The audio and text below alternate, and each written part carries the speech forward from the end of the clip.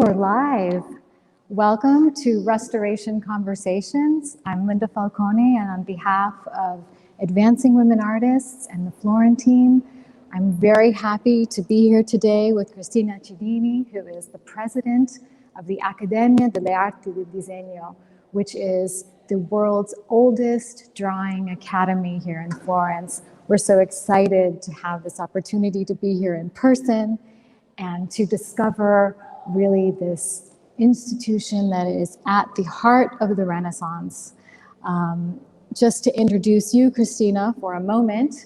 Cristina is the president of two of the foremost cultural institutions here in Florence, the Casa Buonarroti Museum, which is linked to the legacy of Michelangelo, and obviously the Accademia delle Arti del Disegno, which we're going to take you through tonight and discover different elements of this very evocative location right in the center of Florence.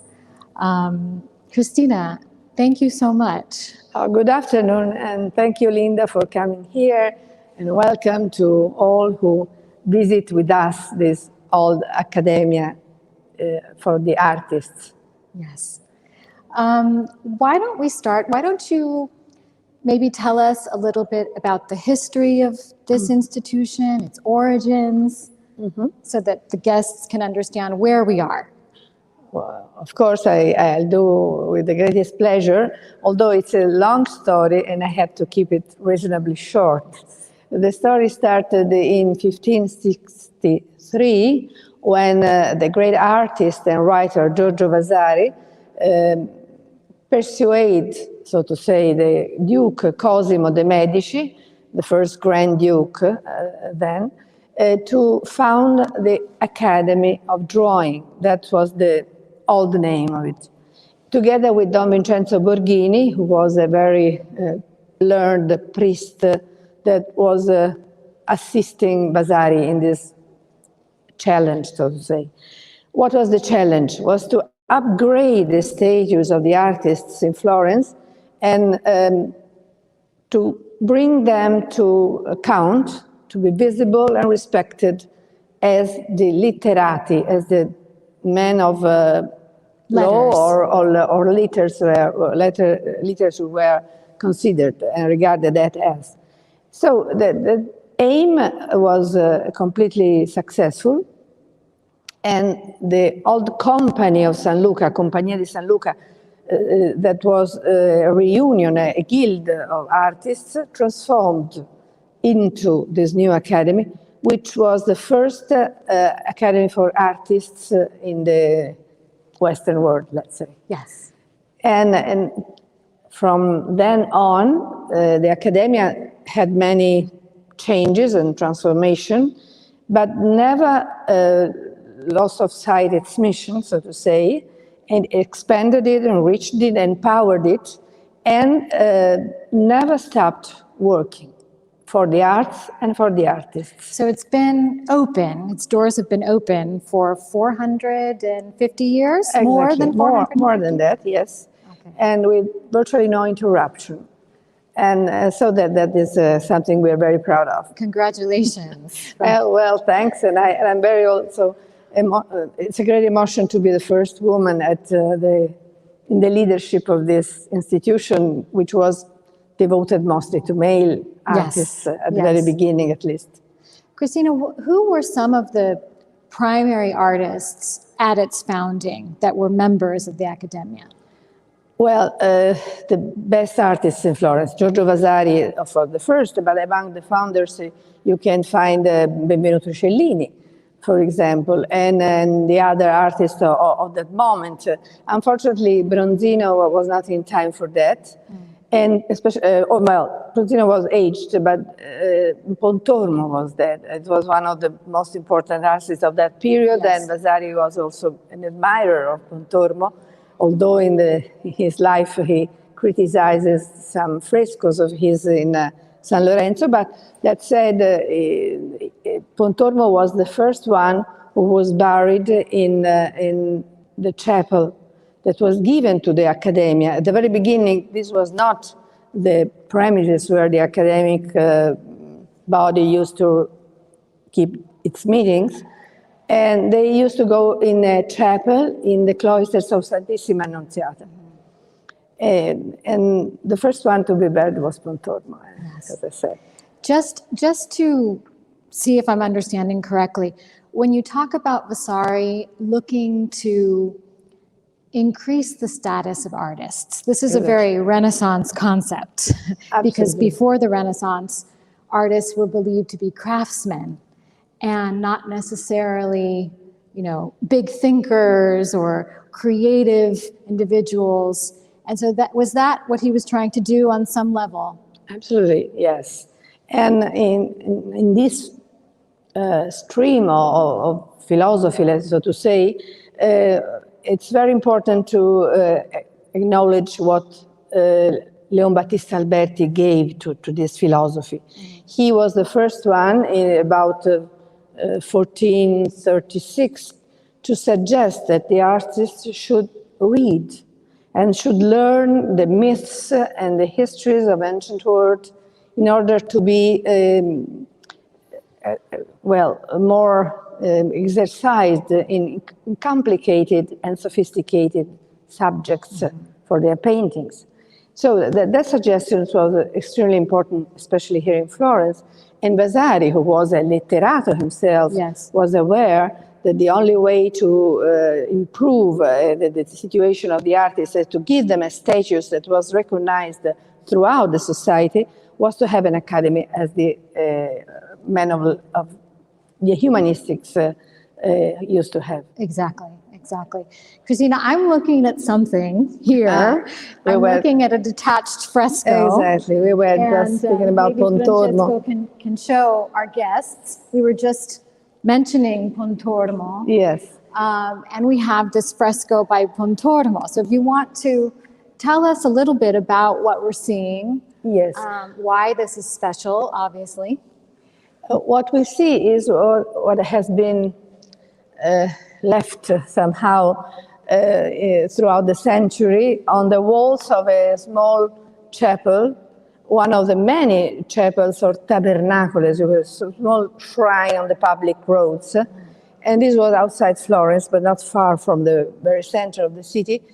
And Tabernacolo di Boldrone, it's its name, because Boldrone is the name of the place. It was nearby a convent. And what we see is a crucifixion with Christ on the cross, Madonna, and St. John. And on the two walls that used to be part of the architecture, we see St. Julian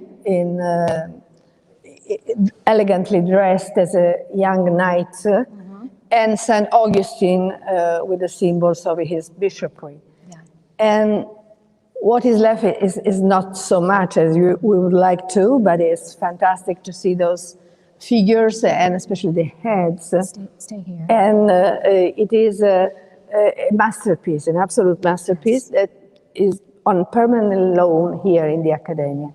All the works of art that you see all around or belong to the Accademia or have been given as a long-term loan. Okay. So now I have a question about the long-term loan. Yes, please. Because with Advancing Women Artists, you know that we often talk about the deposits and art in the deposits and searching in the storerooms, etc. But there's also a whole other realm of artwork that is in other locations and other institutions that perhaps isn't on museum walls, but in this case, it's at the Accademia delle Arti del Disegno. Can you tell us a little bit about art mobility in that sense? The Accademia is acting as a deposit, is that correct? Well, yes, in a way. Okay. As I was telling before, this is not the original seat of the Accademia. The Accademia came here after many moves around in Florence, only in the 70s of the last century, after the flood of 1966. And the place was an empty shell, absolutely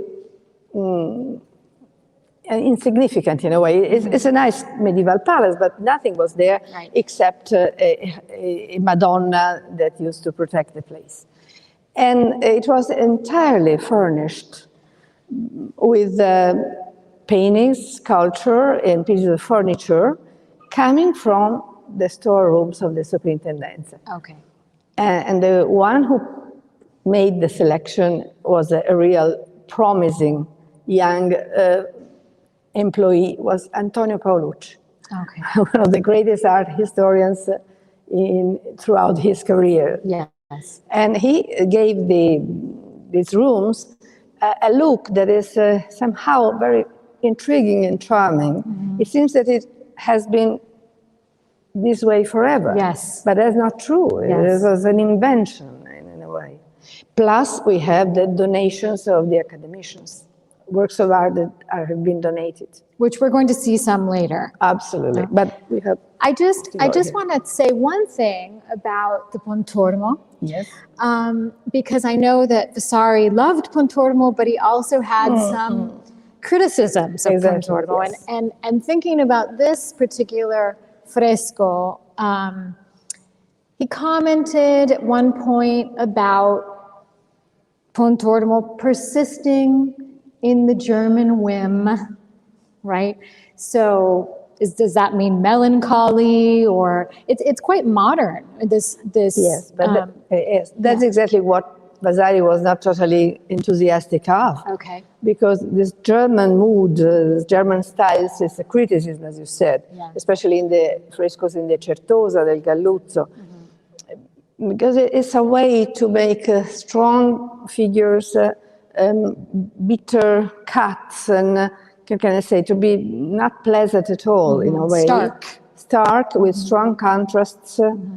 Now we don't perceive the real colors, but Pontormo used to make brilliant contrasts of colors. It's a palette, very intriguing and bizarre, dramatic, in a very way. Dramatic too. Yeah. So that Vasari was a man of order, a courtesan in a way. But Vasari was also, if I may, the one who decided the logo, the symbol of the Accademia.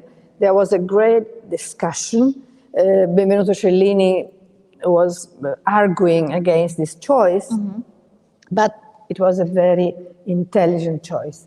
This symbol is an ancient one, transformed from 3 circles that used to be the mark that Michelangelo used to carve on his blocks of marble, transformed into 3 crowns. Wow. And the 3 crowns also bring the memory of the 3 great poets of Tuscany, Dante Alighieri, Francesco Petrarca, Giovanni Boccaccio. So once again, he was creating this connection. Exactly. Okay. And eventually there was also another symbol. This wonderful interpretation is by Pietro Annigoni, but there was a symbolism in which the architects have the oak, painters have the olive tree, and sculptors have the laurel for glory. So you see that there's a sort of knot of symbols that is still with us. I mean, it's still working. Because I wanted to turn in this direction, but just to follow what you're saying. Because the Accademia delle Arti del Disegno are the arts, plural, right? Many. They are exactly the 3 main arts at that time were painting, architecture, and sculpture. Okay. And so they are intertwined and like sisters, all daughters to the great father Disegno. And Disegno is difficult to translate because luckily enough, you have 2 words, drawing and design. Yes. And for us, it's all together. So it means the project, which is in one's mind, and the sign, which is on the paper or wherever. Yeah. It's fascinating. The connection he was trying to make. Cristina, here we have a lot of different fellows. And I'm wondering who they are, just very briefly. Are these members? Who are these? They are the gentlemen. Well, generally speaking, the presidents until almost the last one. But the first ones used to be called the lieutenants because they were keeping the place for the real president, the Duke Cosimo, the real head of the Accademia. Yes. And so their portraits have been reunited, and they go on. Is your portrait going to be here one day? One day. I will not enjoy it. I will not be here anymore. That's the way they do. They don't put it until one is live. Of course. Live. But sooner or later. Sooner or later. Okay. I wanted to ask, you know, from Advancing Women Artists' perspective, definitely we're very interested in the female presence in the Accademia. And I know that comparatively, compared to other academies in Europe, be it the Royal Academy or the Academy in France, etc., the Accademia dell'Arte del Disegno was quite liberal in the sense that it had several female members. So what can you tell us? There are no, we have allegorical women here, but what can you tell us about the women in the Accademia? Well, as you said, the Accademia was founded by men, and in the name of a great man, Michelangelo Buonarroti, who was the ideal father of all the arts. Yes. That said, yes, the Accademia of Florence was one of the first ones to admit women, and the first woman was a great woman, was Artemisia Gentileschi, who became an academician in 1616. And she was here not only because her husband was a Florentine, but also because she was invited in painting in the Casa Buonarroti, in the ceiling of the gallery devoted to the glory of the great Michelangelo, once again. And she was invited to paint a female allegory. In this occasion, she also was associated to Accademia and was the first one. Yes. Other women came throughout the 16th century, but especially from the 18th century on, they were more and more frequent. It has to be considered that many of those women were sister to, or daughters to, or wife to a man. Yes. And that helped. But that was the case for women artists until probably the 1950s. Absolutely. There was definitely always some sort of relationship yes. With a male artist on some level, father, brother, lover, husband. That's really the world with some over. bright exception. For example, Angelica Kaufmann, the Swiss paintress, she came here and was associated at 21 year old, when she was 21 years old. Yes. And her fame was already expanding throughout Europe, and she was recognized immediately. Yes. On Angelica Kaufmann, I just want to remind the audience, because this is an important point when we're looking at comparative work. Angelica Kaufmann was also a founding member of the Royal Academy, along with Mary Moser. Yeah. But after the 1700s, after that founding moment, there was not another female member of the Royal Academy until 1936, when Dame Laura Knight was finally admitted as a member. So if you compare that with what you see at the Accademia, and not just artists, there were also noble women, many noble women who were, let's say, amateur artists or amateur engravers, for example. And I think I read that Catherine of Russia, the Tsarist, yes, she was associated, of course, a member of the Academy. An homage to the sovereign, but yes, she was. Yeah. And then scientists, women like in our times, of course, Rita Levi Montalcini. Yes, the Nobel Prize winner in medicine. In medicine, yes. And well, in last century, everything was more accelerated in a way that many more women coming from many more professions have been associated. There are a lot of female art historians now being accepted to the Accademia, no? Large majority of the art historians are women. Yes, yes. One comment about Artemisia, because I think it helps to understand what kind of a function the Accademia also had for artists in general. But I read an anecdote that said she always had problems with her creditors and with woodworkers and with color mixers, etc., for not paying them. So at one point, a workshop owner came to the Accademia, and basically the Accademia functioned as almost a court of law, because this workshop owner filed a lawsuit against Artemisia. She was sentenced by the Accademia dell'Arte del Disegno. But then Artemisia went to the Grand Duke, Cosimo. She had the sentence erased, but she was then later sentenced for another problem with the debt. So it's interesting that the Accademia was almost like a legal body. They subtracted her from her debts in that time. Can you tell us something about the different functions? Mm-hmm. Yes, the Accademia of the origins had multiple functions. And it was, in the case you mentioned, explains very well that it was the right place where to solve quarrels and controversies in the artistic field. But they have many other tasks. And for a long period, for example, starting in the year 1602, the professors of the Accademia were also those who judged which works of art were supposed to stay in the Grand Duchy forever. So a sort of export office, like now in the Superintendenza.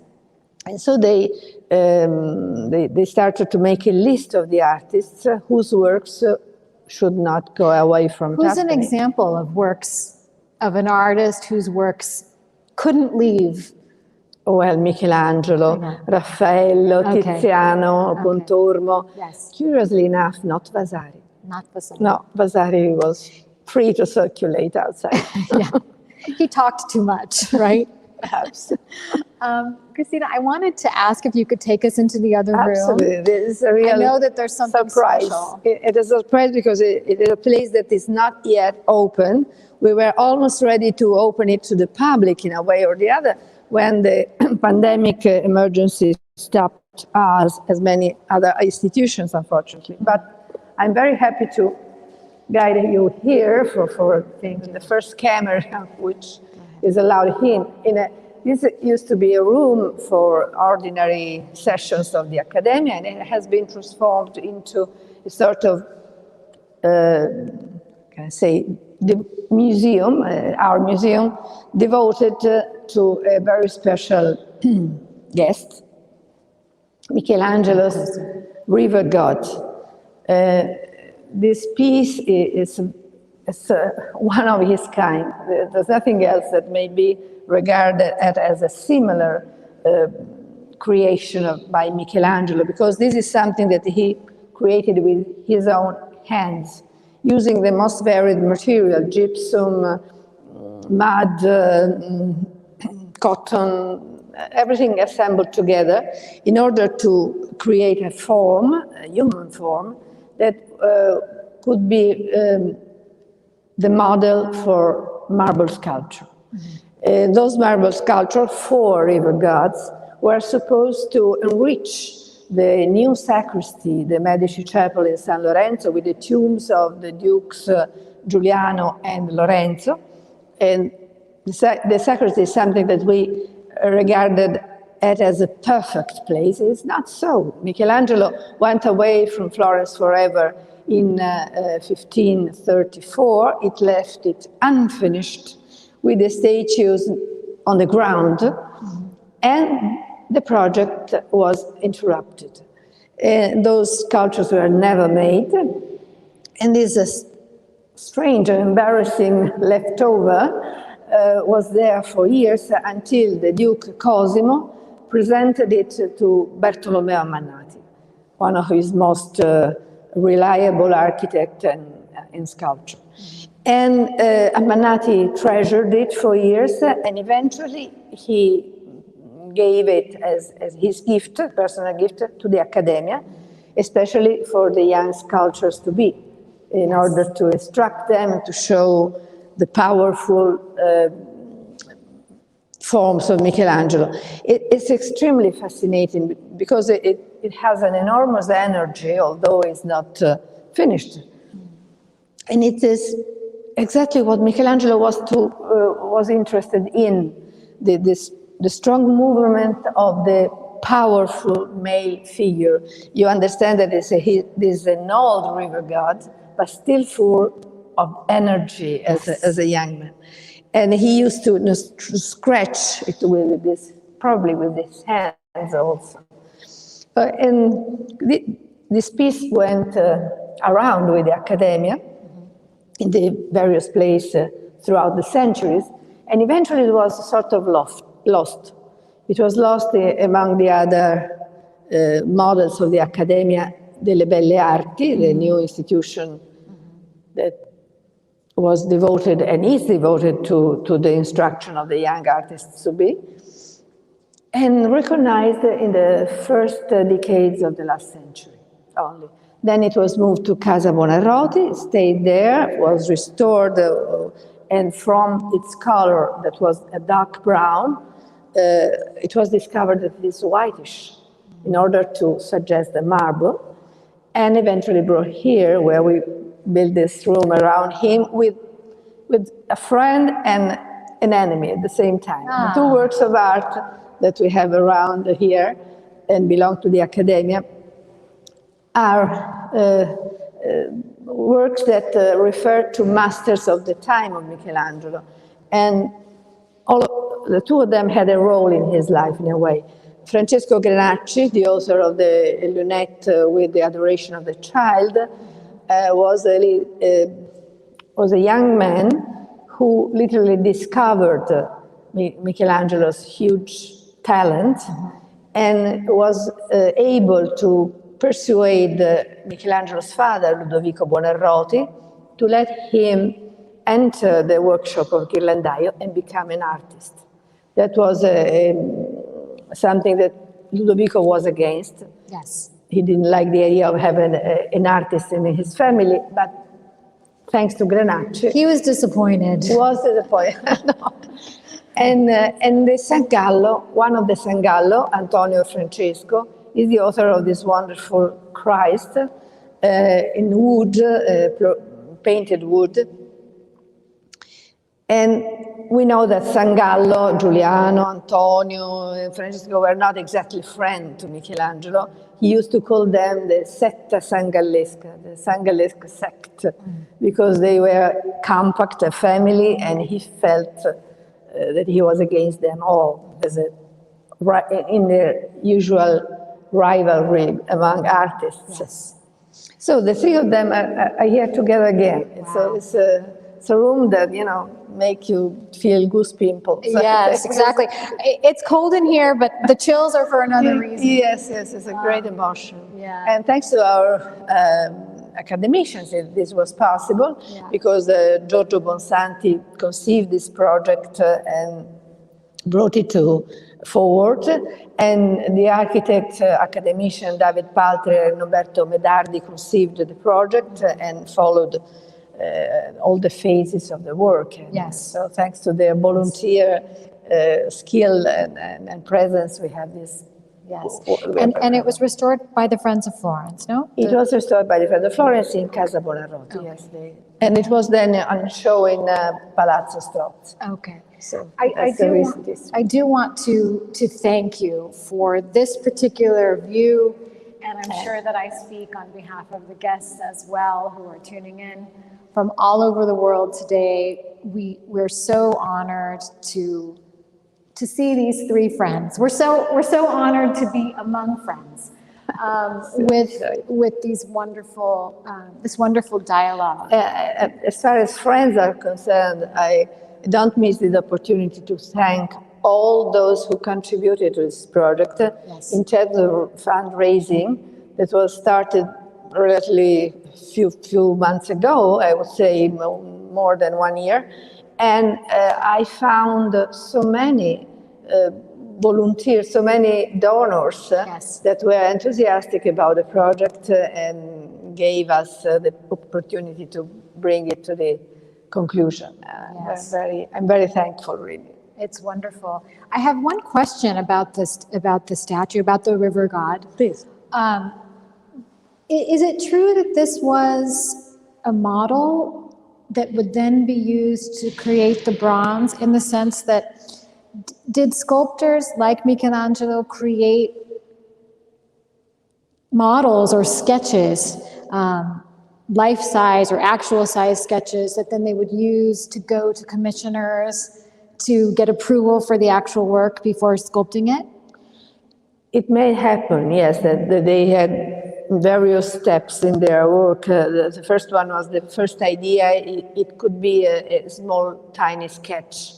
It's incredible, speaking of Michelangelo, that the first ideas for his last judgment are on leaflets. They can't believe that he was conceiving such a huge fresco in a small space. That said, there were also models that could be shown to the patrons in order to have their approval, to get their approval. And this one especially was conceived to be a model for the, let's say, minor sculptures, the assistants to Michelangelo, and they were supposed to carve it in marble, white marble. Wow. It's amazing. It's very much has a lot of energy, as you said before, and I mean, he's certainly responding to what Vasari mentioned, the idea of going back to classic models and that inspiration. Yeah, especially the iconography of the river god is an ancient one.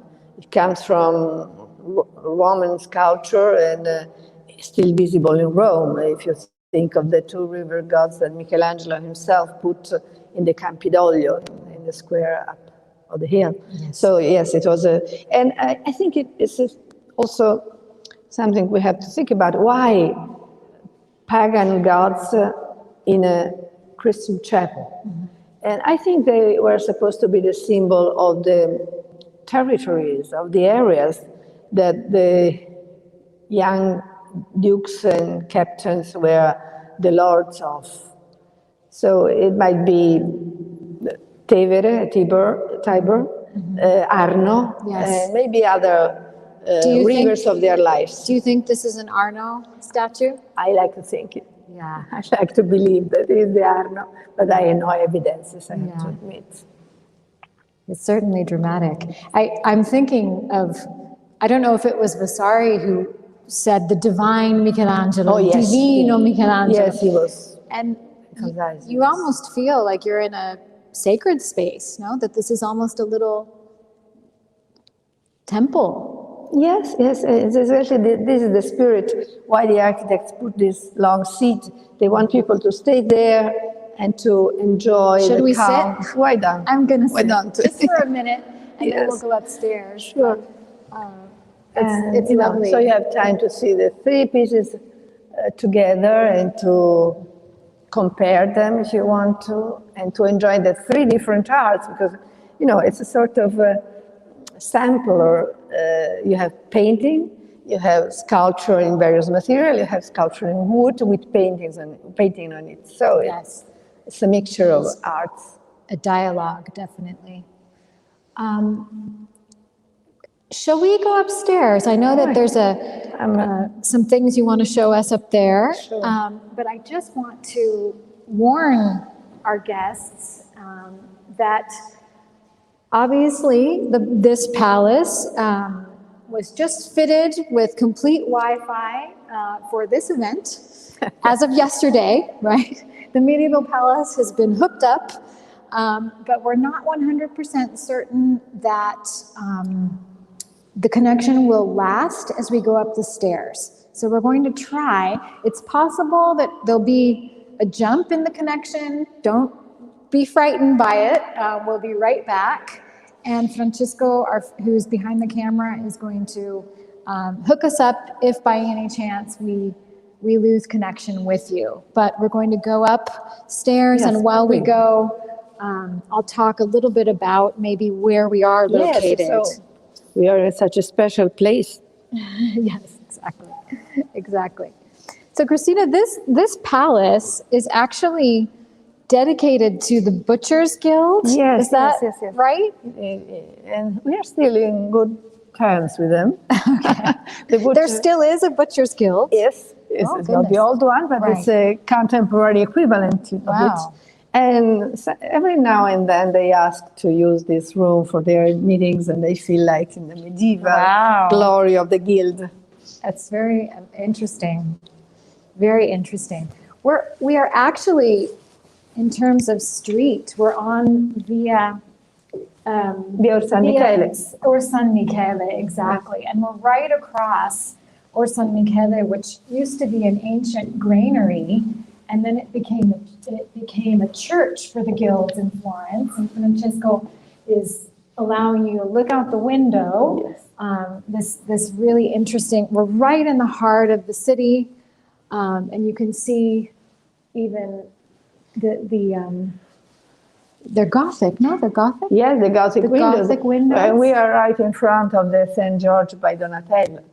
Exactly. Can you catch that, Francesco? Can you catch the St. George? It's slow. We're asking you to do the impossible here, but we know that so many of our guests wish they were here with us, and so we're going to try and show them. I hope that as soon as possible we will open our doors. Yes. All around you have works of art that we mentioned already, given by the artists. Francesco, if you wouldn't mind just looking at some of the different art pieces of art. So Cristina, the artists that are members of the Academy continue to donate works of art to the Accademia del Disegno. Yes. They are very generous, and we of course welcome their donations and try to keep them on view. Yes. The more we can. There are quite a few sculptors, no? Yes. Yeah. Well, now the Accademia is divided into 5 classes that are painting, sculpture, and architecture, plus history of art, and humanities and sciences. So, of course, the art historians donate their books. Yes. And so do the others.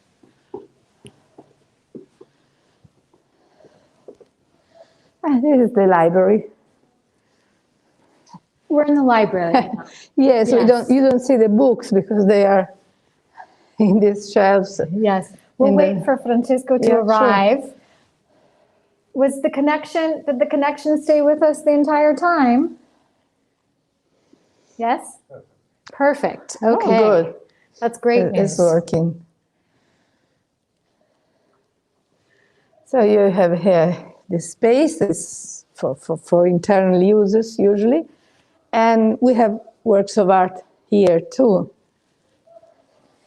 We're putting on our masks for this segment. As we're moving around. As we're moving, exactly, as we're moving around. So, can you still hear us in terms of microphone? Are we okay with sound? Perfect, okay. So, in terms of special artworks, this is a different time, no? Yes, a different century. We jump from one century to another, of course. And this is a most remarkable painting by Giovanni, so-called Giannino Marquis, who is well known among art historians as a great conservator and restorer of works of art. But he was a fantastic painter. And so this is amazing. You know, this is one of the masterpieces, of course, that we have here in the Accademia. And it's representing the playwright dead, and all the characters of his maybe comedies or maybe tragedies or anyhow his works sorrowful around him. And this is an idea that is very shocking. Everybody who comes here usually stares at the painting with an amazed look. And you see all the masks like Pulcinella or right here, no? yes, and the young lover in 18th century wig and jacket, and the young girls and doctors and all those characters are losing their own lives. Yes. Because nobody will write their deeds and facts anymore. So there's a typical style among the World War I and World War II. We are in the 20s. And this was given as the winner of a prize.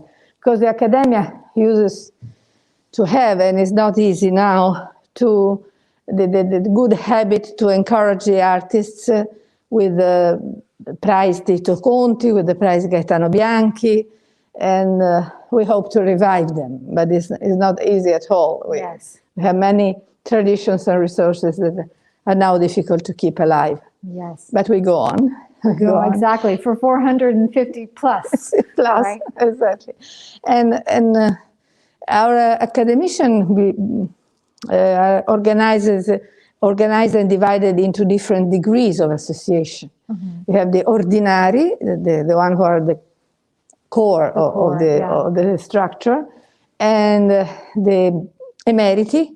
Emeriti are the senior ones, so to say. And then the correspondents, which usually do not live in Florence nor in Italy, and the accademici d'onore. The honorary. Which are a sort of expanded galaxy where many personalities and characters may take place. And so it is very, like I say, gratifying to see how everybody is proud to be in a one place or the other, but to belong to the Accademia and to work for it. And we have also works of art coming from various fields. I don't know if you want to have a look around. We have the solemn gallery of the artists. So these are the actual artists themselves. I see Andrea del Sarto. Andrea del Sarto and Pontormo again, and then Carlo Dolci, Mannati, Raffaello. All those are copies of Remo's portraits. For example, Raphael is in his mature age, and the original is in the Louvre. It's the double portrait of Raphael, and so only him was extracted. And this is the loan of the galleries. The series is on loan. And these are books in this? Yes, this is a library, although we are trying to organize a more contemporary library, let's say, but many books are there. Christina, I'm seeing something over here, which I'd like you to talk to us about. These two figures. Yes. And if you want to tell the audience what we're seeing here. Yes, this is one of the most recent donation by the Chinese artist Wu Weishan. We have many friends among the Chinese artists, and we are in strict relationships with academies that are very respected in China, and very often they are powerful institutions. So they are good friends, and many of those artists organize exhibitions here. And Wu Weishan donated this. These two figures are his idea of the universal knowledge, represented by Leonardo da Vinci, which was the model for whom was the Raphael Fresco School of Athens, and Confucius, the Chinese wise man who is, of course, one of the pillars of their culture. So he sees them together. One is in the Neoplatonic way, pointing up, and Confucius looking staring ahead in a way. There is not a real dialogue, but a closeness and a potential friendship. The East and the West. The East and the West, exactly, and especially China and Italy. So we're glad of this symbol. It's a very good idea to put those two mythical, almost mythical personages. Yes, almost mythical, you're right. You're right. I really loved the painting that we were looking at before, because you seldom see, we often talk about an artist responding to work, an artist responding to art, the public responding to art, but you never actually see the art responding to the maker. So this is a totally different viewpoint. That's a nice interpretation. You're right. Very different. You're right. Christina, I'm wondering, I know that we have people from all over the world who are tuning in today. Yes.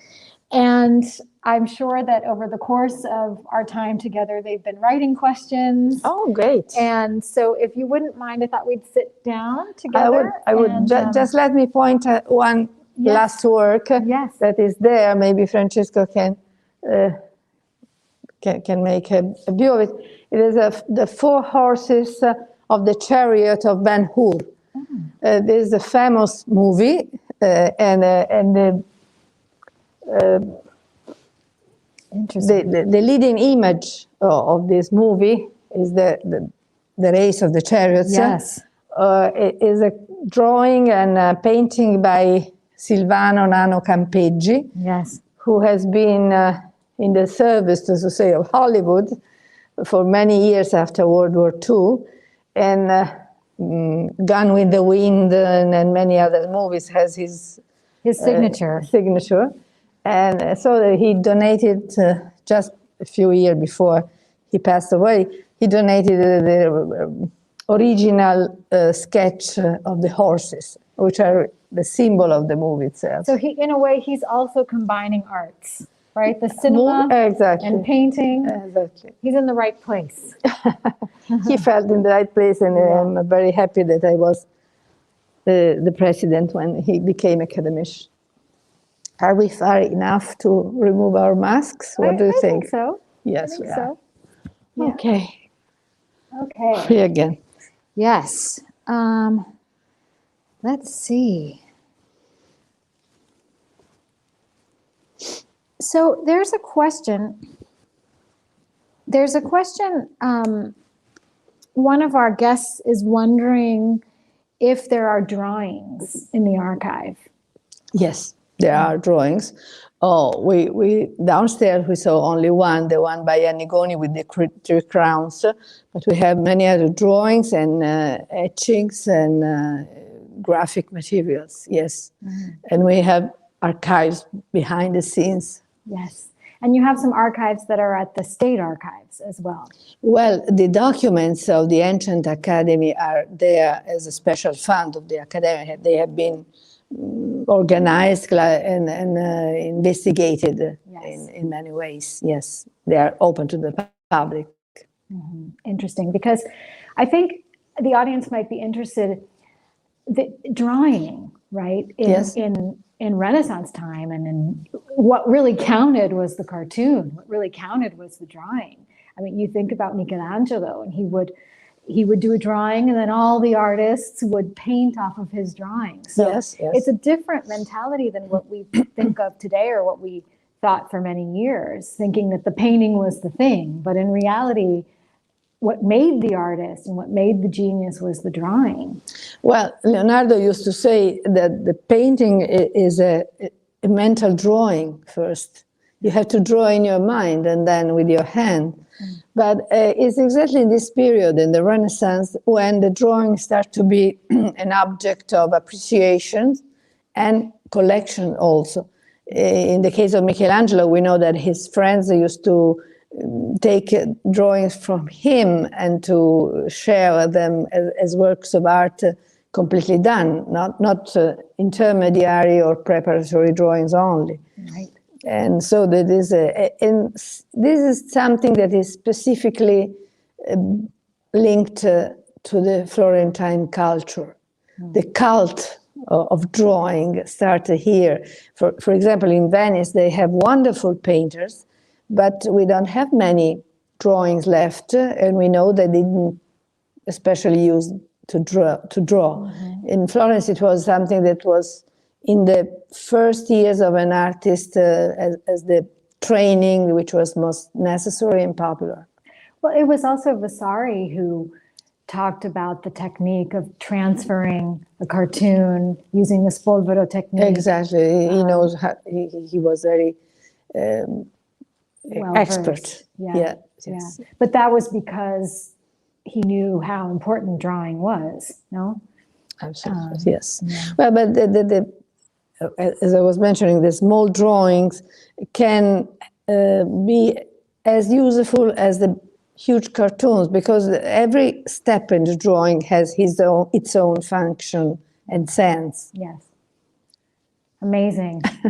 Yeah, I know that, I mean, in terms of women artists, paper was one of the cheaper forms, one of the cheaper art forms, you know, although for training, for artist training, and for training of noble women too. Yes, they were allowed to draw and to later on in time to make watercolors, especially watercolors or pastels, wax pastels, like Giovanna Fratellini, for example.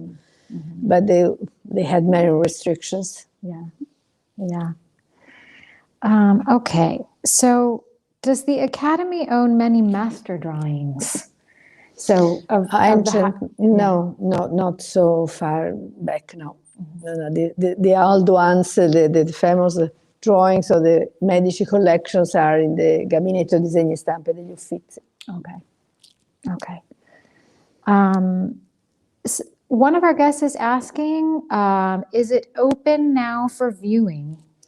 Unfortunately, it is not. Usually, it is not open on a regular basis. But we organize, conferences, symposia, public meetings, comments upon books, and so and so. So there are many occasions to visit the Academia, especially the rooms of the ground floor. Yes. But we had to stop. You know, in such a room that is not small at all, we can allow no more than 20 people to enter. Okay. With the present restrictions. So we decided to wait better times. Yeah, well, today I don't know how many we have. However, I think we're more than 20, however, of those who are tuning in. Virtually, yes. I can't visualize it here, but I'm sure that we have people from all over the world who have truly enjoyed this opportunity.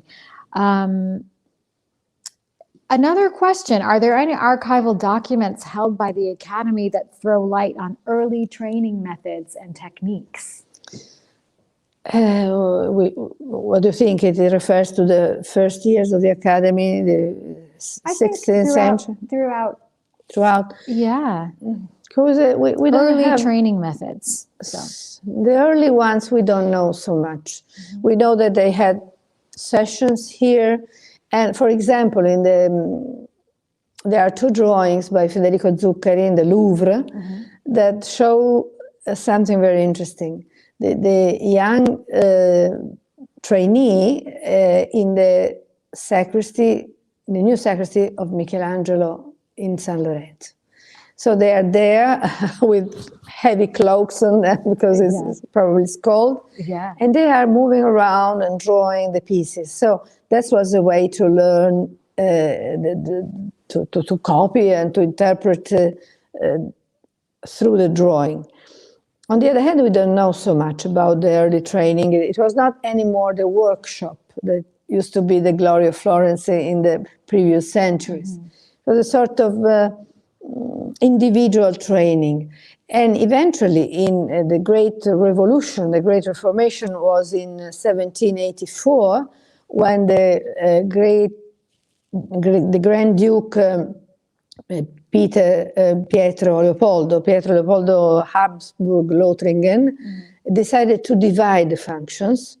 And so the Accademia delle Arti del Disegno was going on with his promoting and creating art.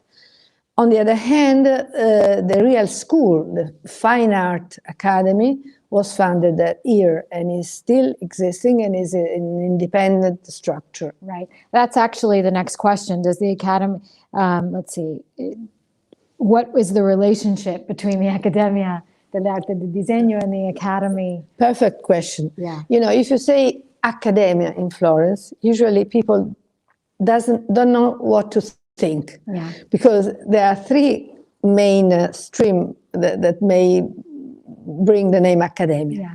Accademia delle Arti del Disegno, the old one, the oldest of the three. Accademia di Belle Arti, Fine Arts Academy, born in 1784, and the Galleria dell'Accademia, Academy Gallery, which is very, exactly, is very famous because of the David.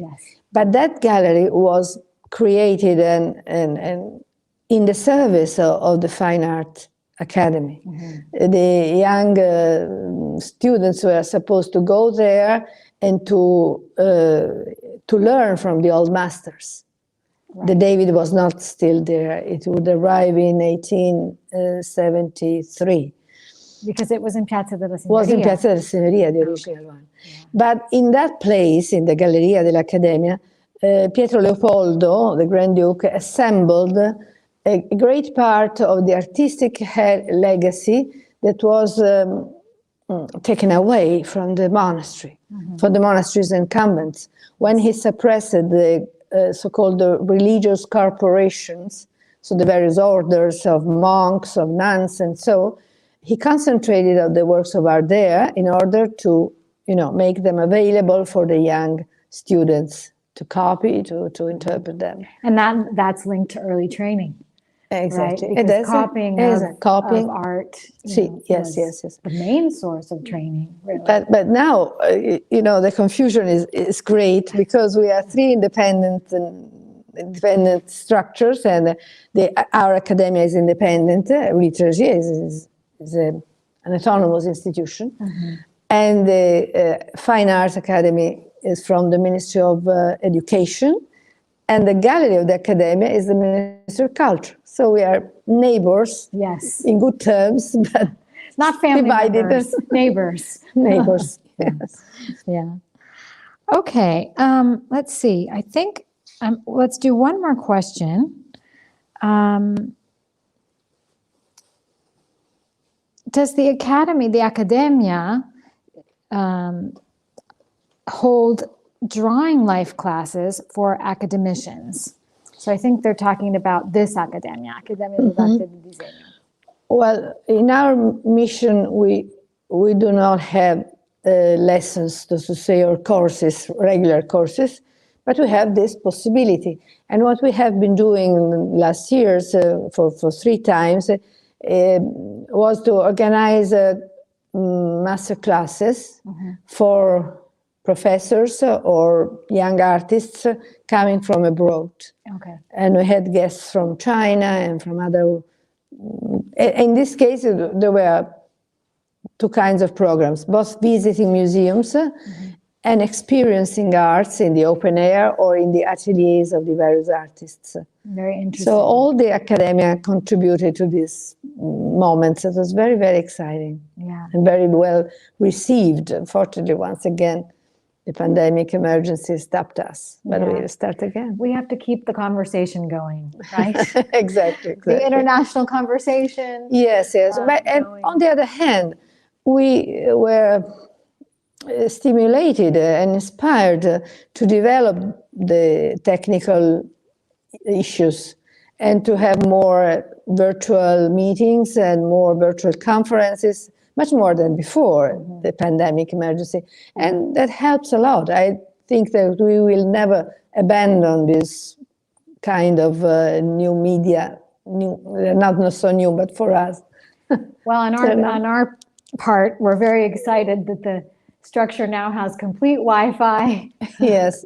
Thanks to Restoration Conversations. Yes, it has been a great and the work that your staff did over the past couple of days to make that possible. So it's, thanks to them as well. I know they've been working to make it happen. Thank you. It will help a lot. Yeah, I hope. Cristina, it's been wonderful. It's been an honor to see this space, to spend time with you. I do want to say to all the AWA aficionados that Cristina Acidini has been fundamental. She was the superintendent of the cultural heritage in Tuscany in the museum circuit of Florence, Polo Museale, or former Polo Museale. And for many years, and particularly at the beginning of AWA, she was absolutely fundamental in supporting us in the work in restoring art by women. So Cristina, she's one of our Nelly awardees as well.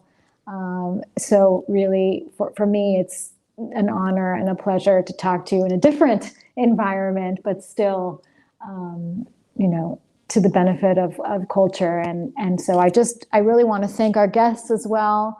On behalf of AWA and the Florentine, I know that Jane Farrell has been sending questions and taking care of the technological aspect on the other side. But thank you so much for being with us today for Restoration Conversations. Thank you. And we'll see you next time.